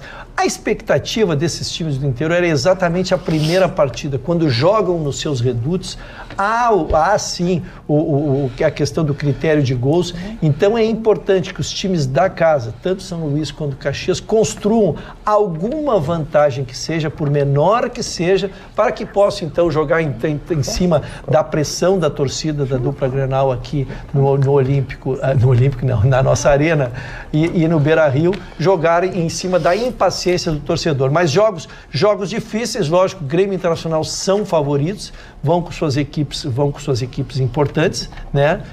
Se não privilegiam, às vezes, todo o plantel, mas a sua grande maioria. Então, jogo totalmente aberto neste domingo, embora, insisto, Grêmio e Inter são favoritos. Dona Magda, uma grande decepção com o chanceler gaúcho, o Ernesto Araújo, que disse uma coisa que me deixou espantado, né? Ele, com toda a sua formação, Itamaraty, etc., disse que o nazismo é de esquerda. Opa, nós temos esse vídeo aí, né? Temos com áudio, inclusive. Então vamos ouvir. Dá pra gente ver? É muita tendência da esquerda, né? Ela pega uma coisa boa, sequestra e perverte, transforma numa coisa ruim. Que acho que é mais ou menos o que aconteceu sempre com esses regimes totalitários, né? Por isso que eu digo também que... Quer dizer, isso tem a ver com o que eu digo, que fascismo e nazismo são fenômenos de esquerda.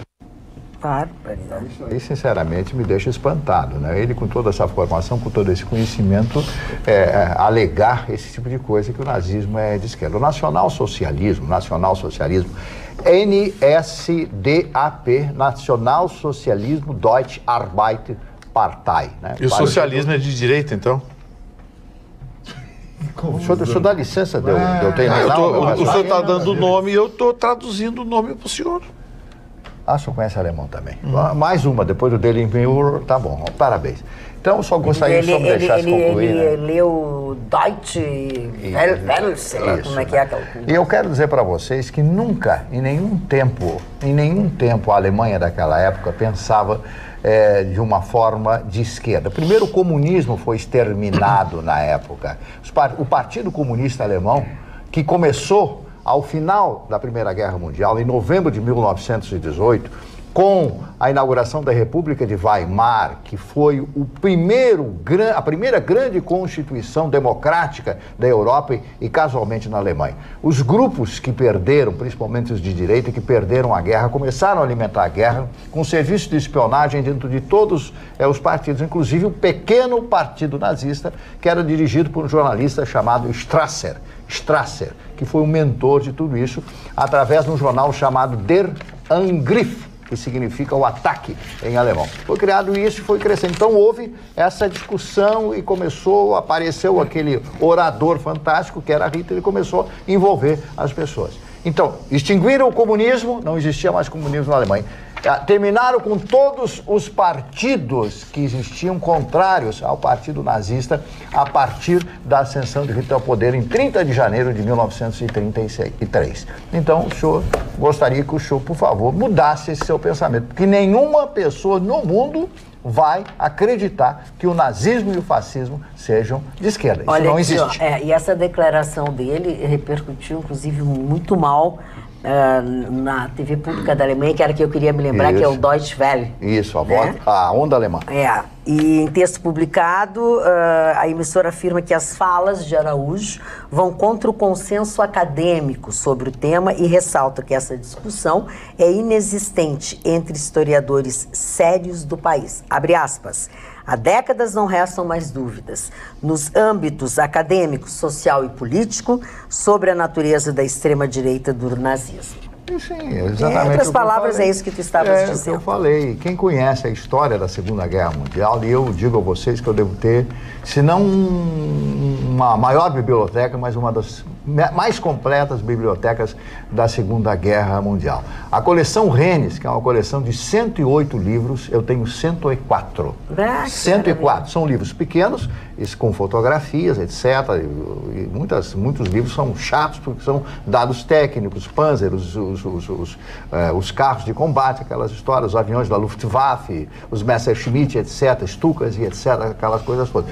E eu tenho todas as biografias publicadas no Brasil das grandes figuras, desde Goebbels a Hitler, a todas essas figuras consagradas dentro do nazismo. Essa história negra, triste da humanidade, que foi a Segunda Guerra Mundial e o genocídio, não só do povo judeu, mas também dos homossexuais, também dos ciganos e muita gente que foi assassinada cruelmente. Inclusive os próprios alemães cientes, né, com problemas. Sim. Eles eram esterilizados. Por exemplo, se o cidadão fosse um bêbado não podia ter filhos.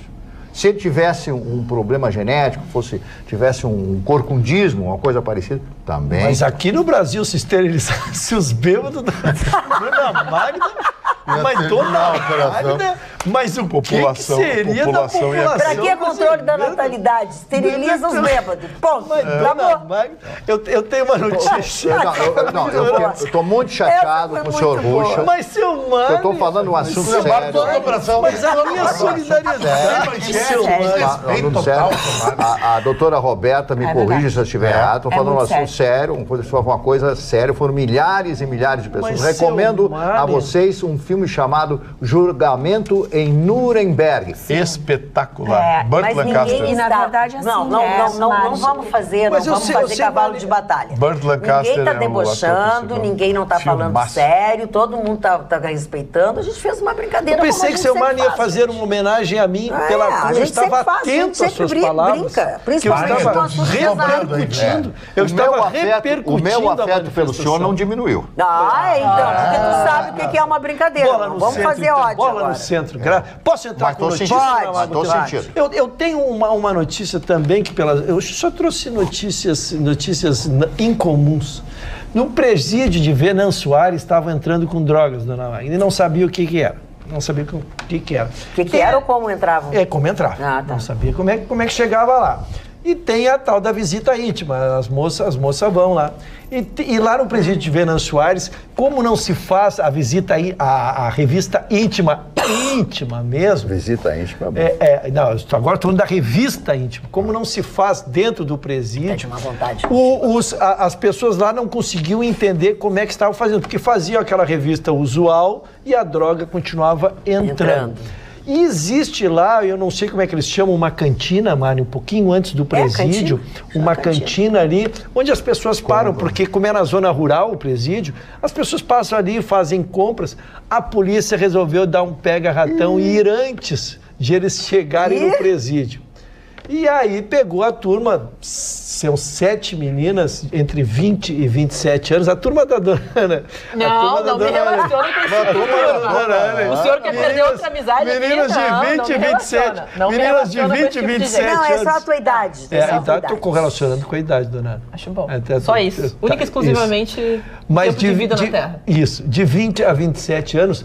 E aí pegaram elas com maconha, cocaína, uma substância que faz bebida alcoólica, me chamou muito a atenção. E aí conseguiram, então, já na instrução, descobrir que elas estavam aonde escondiam a maconha, dona Magda? A cavidade... Eu vou ter que usar a inteligência do nosso telespectador. Porque era ali mesmo, Ana Marta. Cavidade vaginal. O ânus e na vagina são mas eu me admiro, vocês são muito desprendidos. Me admiro que a polícia não sabia como é que entrava. Não, eu acho que por saber... Você é mais velho que andar pra frente? Dona Magda, eu acho que por saber, mas na revista, não sei se porque não tinham, porque entravam as mulheres, por isso que a notícia é moças de 20 a 27 anos, eram 7. Não sei se não tinha agente feminino. É porque tem que ser uma agente feminina que faça a revista, claro, e estando também no local, e talvez isso demore o processo. Até as penitenciárias que têm esse serviço tem um número representativo, porque no dia de visita são muitas mulheres, é muito atendimento, e até para evitar qualquer tipo de inferência relativa a algum abuso, ou até mesmo agressão, que já foi associado à revista íntima, então tem que ter 2 agentes para fazer a revista no Então, dessas 7, dona Ana, 4 foram que foram visitar o presídio, mas agora ficaram no presídio mesmo. Foram para o presídio feminino.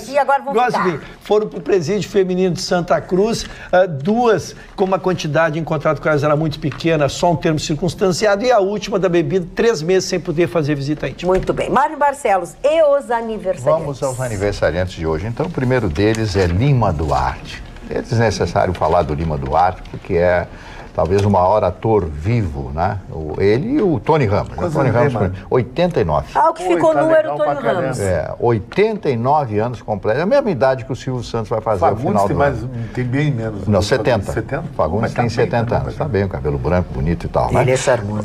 O Lima Duarte, todo mundo conhece o trabalho dele, Senhorzinho Malta e todas as novelas que ele fez. Um grande ator. Começou como radioator na antiga Rádio Tupi de São Paulo, há muitos anos atrás, aí estreia na televisão como ator naquelas peças dominicais que eram apresentadas na TV Tupi de São Paulo, a Rede Tupi de Televisão. Terence Hill, que fazia dupla Vitorino com Bud Spencer, lembra? Spaghetti Western. Isso, aquela história. Trinity, né? Trinity, Astrude Gilberto. Astrude era esposa do João Gilberto? João Gilberto. Isso, pai daquela que está lá, lá nos Estados Unidos, que canta divinamente. Que está lá nos Estados Unidos. A filha da Astrude Gilberto com o João Gilberto, Bebel Gilberto. Jorge Lafon, que era casada com o Dé, baixista do Barão Vermelho. Jorge Lafon, quem não lembra, ele fazia aquelas figuras. Era um jovem, né, mano? Morreu muito jovem. Ele nasceu em 52 e morreu em 2003. É só fazer um cálculo aqui da idade dele. 51. De quem tu está falando? 48, o Jorge Lafon. 62. 51. 52, né? 51. Christopher Lambert, um ator francês, 62, fez Saara. Eu acho ele meio canastrão, sinceramente. Eu acho ele um ator legal. A Luísa Brunet conheceu ele. Hoje eu vi a casa do Bruce Willis, me lembrei do senhor. A casinhola dele. Mas a casa dele é pequenininha, de certo? 10 milhões de dólares pagou.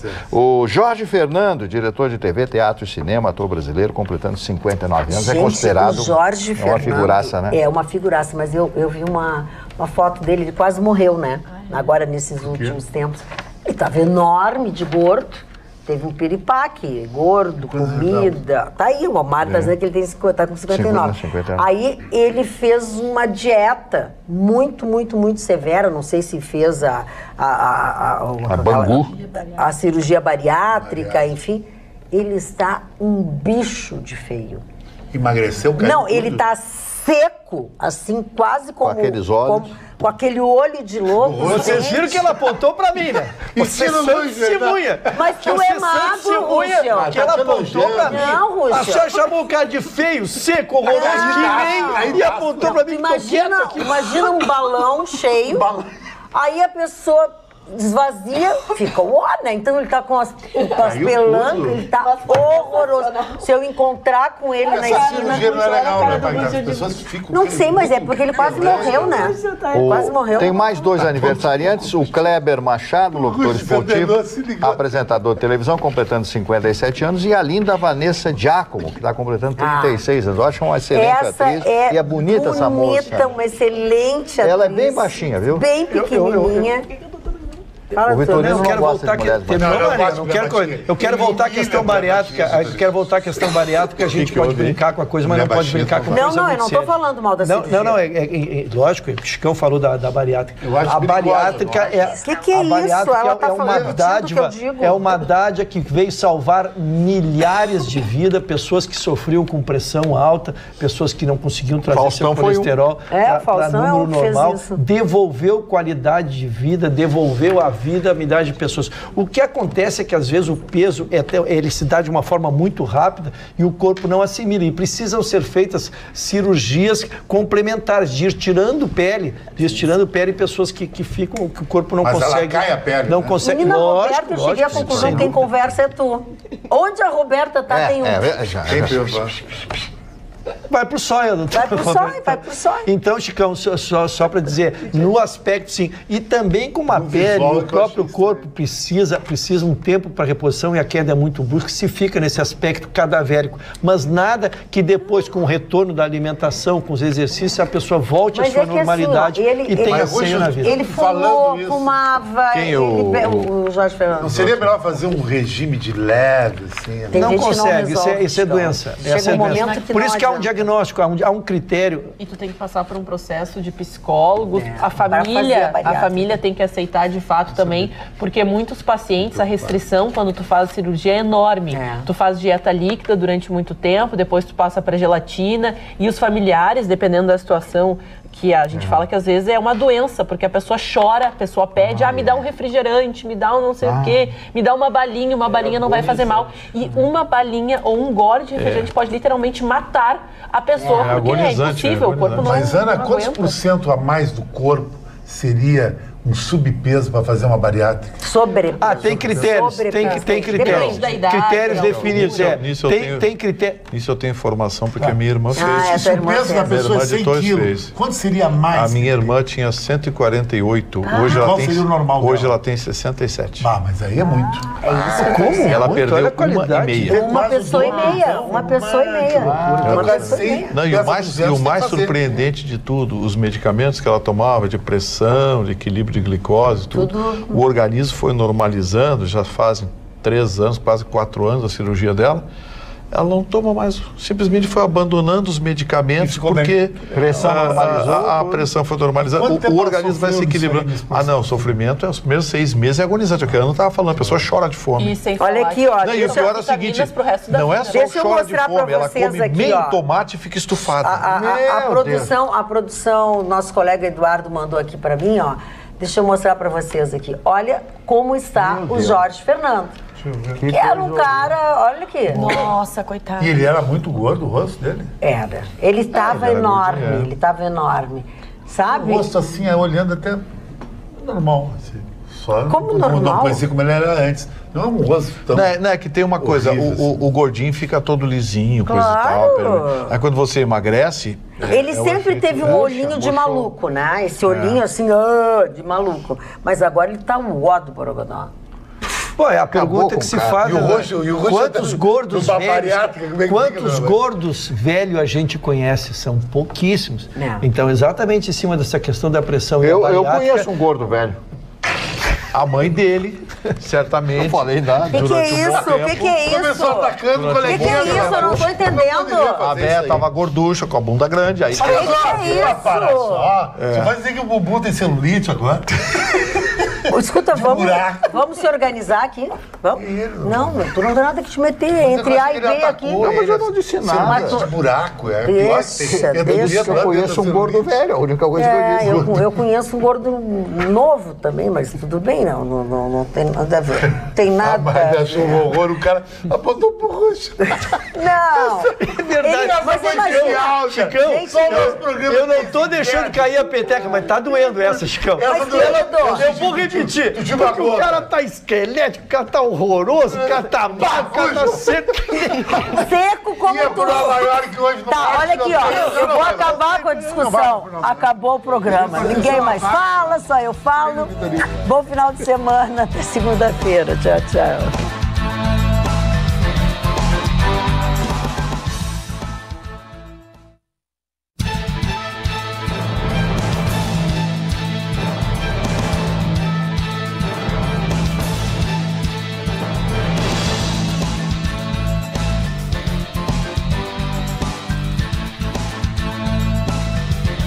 Atualidades Pampa, oferecimento Sicredi. Abra uma conta e descubra que gente que coopera cresce. E Água Mineral Itati.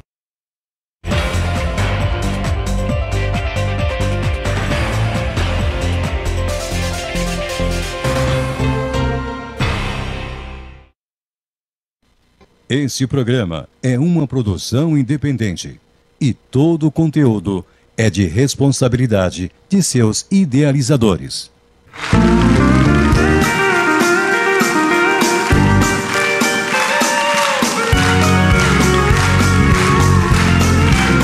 Estou seguindo a Jesus Cristo, nesse caminho eu não desisto. Estou seguindo a Jesus Cristo, atrás não volto, não volto não.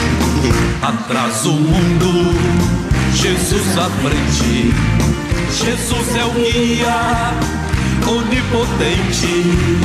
Atrás o mundo, Jesus à frente. Atrás não volto, não volto não. E para Jesus, uma linda salva de palmas. Oh, meus irmãos, é bom encontrarmos na presença de Deus, porque na presença dele tem plenitude de alegria.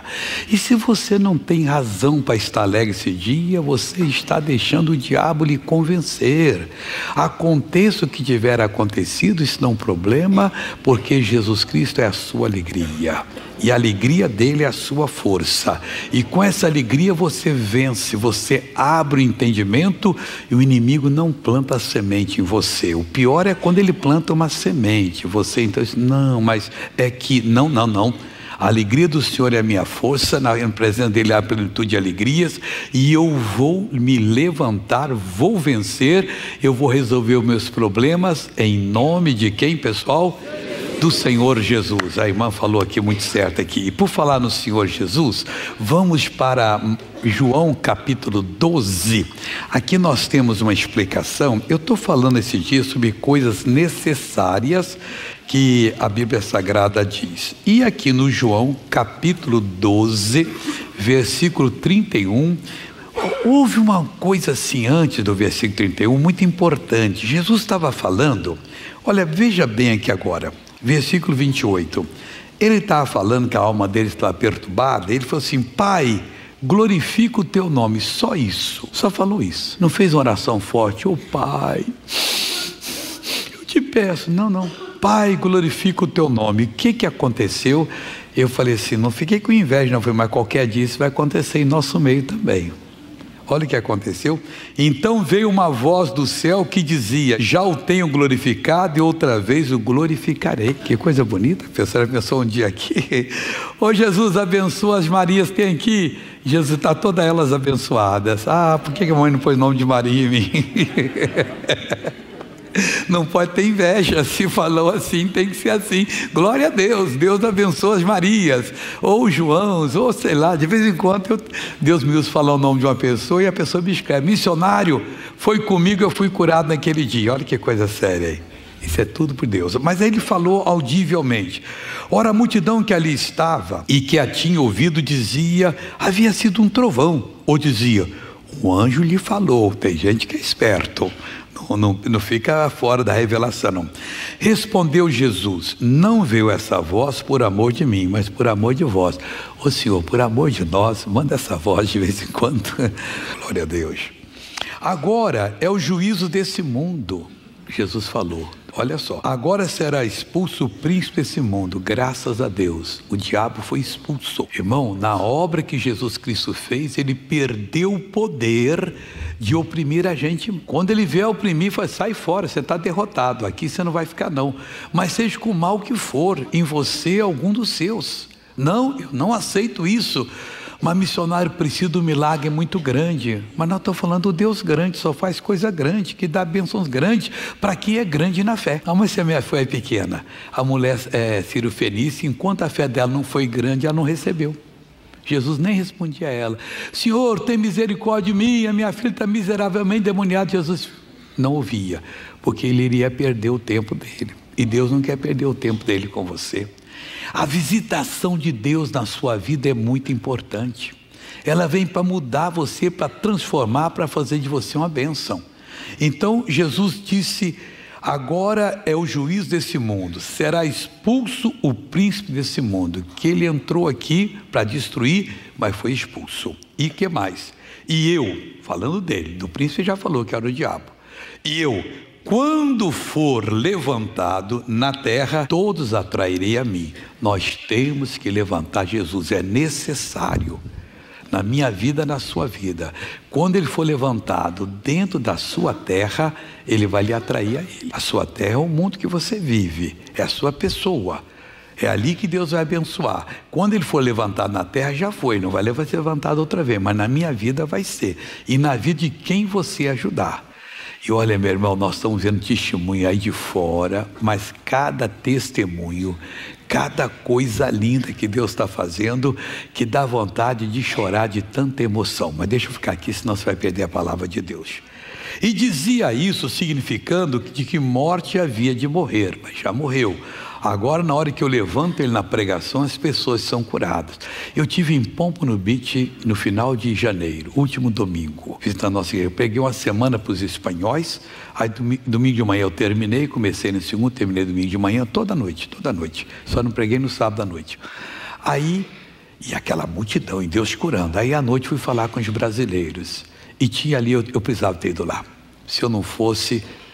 Uma grande bênção a ser perdida. Uma mulher perdeu a memória, tomou uma queda, depois tiveram que ensinar tudo para ela, até ensinar o que era um casamento, que ela não sabia nada. Esse é o seu marido. Tudo direitinho, mas ela foi lá e eu não sabia disso. Na hora da oração eu repreendi e falei até o mal. E a mulher ficou boa, queimava a cabeça dela, queimava a orelha. Olha que coisa bonita. Roda para mim lá esse testemunho, por favor. Após a visita do missionário à Igreja da Graça em Pompano Beach, nos Estados Unidos, em janeiro desse ano, recebemos o depoimento de uma senhora que constatou a cura e libertação depois de receber a oração da fé naquela reunião. Um ano atrás, eu tive uma queda e eu perdi a memória. E tem um ano que eu tô assim, lutando, tratando. E eu acordei no hospital, não lembrava do meu esposo, nem quem eu era, nada. Comecei do zero, tive que reaprender. Eu não falava muito, não lia, nem português nem inglês. Então foi assim, foi muito difícil. Tive que aprender tudo, cozinhar, como limpar, como ser mãe, como ser esposa, né? Mas Deus começou a revelar em sonhos, logo que eu saí do hospital, que foi obra de feitiçaria, magia negra, né? Para me destruir minha vida mesmo, meu casamento e tudo. E aí Deus foi transformando essa maldição em bênção, porque Ele foi mudando a história, Ele foi fazendo uma coisa assim maravilhosa. Eu fiquei emocionada porque foi uma luta muito grande esse último ano. Quando foi domingo que o pastor R.R. Soares estava orando, na oração ele falou que uma pessoa tinha caído e tinha perdido a memória. Não tem macumba que fizeram contra essa pessoa, não tem trabalho, ó Deus, que vai aguentar agora, porque o Senhor está agindo. Todo o mal que está na mente, essa falta de memória, esse esquecimento, tem de sair para nunca mais voltar, que eu estou mandando. Na hora que ele falou, a minha cabeça começou a pegar fogo. Meu ouvido, assim, tudo esquentava em mim, assim, sabe? Eu senti a presença de Deus e eu comecei a chorar. Amém. E eu sabia que... Tanto é que a minha sobrinha, ela sabia também que era comigo, porque ela olhou pra trás, assim, e ela ficou esperando eu dar o testemunho, e eu não dei. E depois ela falou assim, não acredito que você não deu testemunho, porque eu tinha certeza que era você. E eu fui pra casa, e eu fui me sentindo, assim, livre. Eu cheguei em casa e falei isso pro meu esposo. Eu tenho certeza que eu fui curada. Na quarta-feira, depois do domingo, eu comecei a sentir umas coisas estranhas na minha cabeça. Uns choques, uma coisa assim. Eu até comentei pra ela, eu acho que tem um trem errado comigo. E ela falou assim, não, é Deus te curando. Quando foi na sexta-feira de madrugada, eu acordei, eram umas 4 horas da manhã, fui ao banheiro, voltei, não conseguia dormir mais. E, de repente, eu comecei a ter um filme da minha vida. onde eu lembrava de tudo. Eu lembrei do meu casamento, do meu marido, dos meus filhos, das pessoas que eu amava. Coisa linda, hein, pessoal? E eu comecei a chorar. E eu acordei meu marido e eu tava assim, nossa, eu tô lembrando do nosso casamento, eu tô lembrando de coisas ruins e de coisas boas que aconteceram comigo, né? E eu comecei a chorar e ele também começou a chorar e foi uma emoção muito grande. Deus transforma maldição em bênção. É o que diz a palavra dele e nela podemos confiar. Ele é lindo, vamos aplaudi-lo. Oh, glória a Deus. Irmãos, hoje Deus vai restaurar a sua alegria. E dizia isso, versículo 33, significando de que a morte havia de morrer. Respondeu-lhe a multidão: nós temos ouvido da lei que o Cristo permanece para sempre. E como dizes tu que convém que o Filho do Homem seja levantado? Isso convém que é necessário. Irmão, tem coisas na vida que são necessárias que aconteçam, mesmo que a gente não entenda, para uma bênção maior de Deus. Eu não vou filosofar aqui. Cada um se examina diante de Deus. João Batista não tivesse ficado mudo quando duvidou do anjo, as pessoas não teriam acreditado, porque ele ficou mudo. Isabel ficou grávida, 9 meses, nasceu. Qual o nome? Qual o nome? Qual o nome? Ele só não falava, mas ouvia. Qual o nome que é? Aí pegaram a tabuinha e escreveu João. Aí soltou a língua. Aí o pessoal viu que era de Deus. Então tem coisas, não fique triste. Entre no Senhor, porque você é dele, ele é seu. E ele vai fazer você mudar aí agora. Então respondeu a multidão: nós temos ouvido na lei que o Cristo permanece para sempre. E como dizes que convém que o Filho do Homem seja levantado? Convinha que acontecesse isso com ele. Aconteceu. E convinha também que acontecesse com você o que aconteceu. E agora você se consagra a Deus, porque o plano dele vai desenrolar na sua vida. Você não ficou abandonado, você ficou pronto para ser usado pelo Senhor.